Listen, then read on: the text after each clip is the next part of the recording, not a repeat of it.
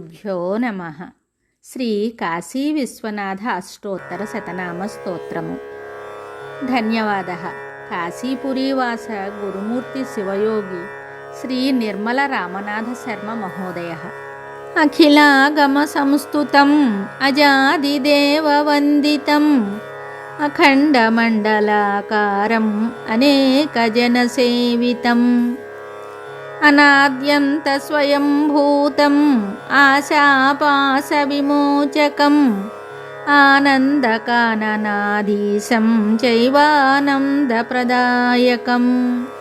ఇహలోకస్పృహానేక పరిపూరక స్వామినం ఈసిత్వాద్యష్టసిద్ధినం ఇంద్రియగ్రామదైవతం ఉరగరాజభూషణం ఉడురాజవిభూషితం ఊర్ధ్వలింగం ఉమాకాంతం ఉరుదుఃఖవిమోచకం మహోజ్వలస్వరూపం చ త్రిపుండ్రాంకితమస్తకం అన్నపూర్ణా విశాలాక్షీనాథం గంగాధరం విభుం భావనామాత్ర సంతుష్టహృదయం హృదయేశ్వరం భూతభవ్యభవన్నాథం భవరోగహరం హరం మహాశ్మశానదేవేశం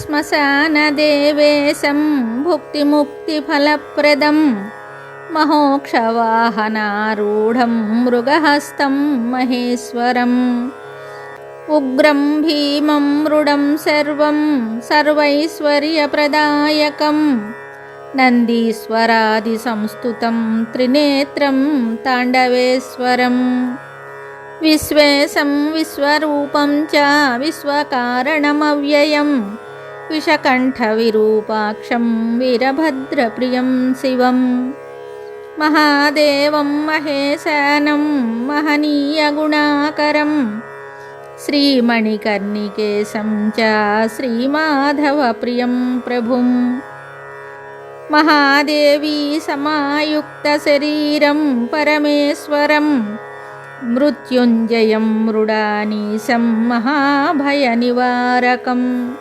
భక్తమానసరోవరవిహారాసక్తః శూలినం భవదుఃఖవిభంజకం భక్తవరప్రదాయకం గంగాస్నపితసర్వాంగం బిల్వపత్రాదిపూజితం నానాలంకారసంయుక్తం దివ్యగంధానులేపితం త్రైవేద్యం త్రిలోకేశం తాపత్రయప్రభంజకం త్రిపురసుందరీరూపం త్రయంబకం త్రిపురాంతకం వారాణసీపురాధీశం వరరుద్రాక్షధారిణం వ్యాలయజ్ఞోపవీతినం వ్యాఘ్రచర్మవిభూషితం సురాసురనమస్కృత శ్రీమశ్చరణపంకజం సదైకరసరూపం చ సదా నటనతత్పరం సత్యజ్ఞానాత్మకం సోమం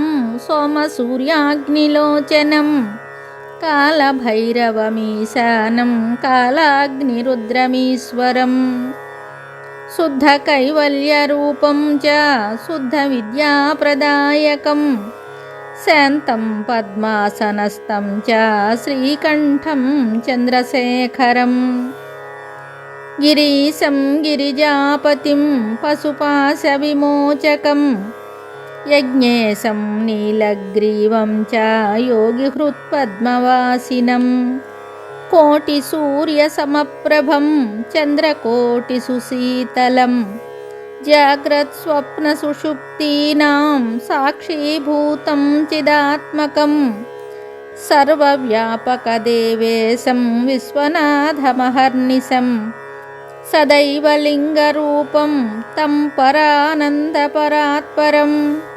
అష్టోత్తరైకశివనామసమన్వితం యత్ స్తోత్రం పఠంతి మనుజా భువి భక్తియుక్తాః సంప్రాప్య లౌకికసుఖాని పరం లభంతే దేహావసాన సమయే శివ సంప్రసాదాత్.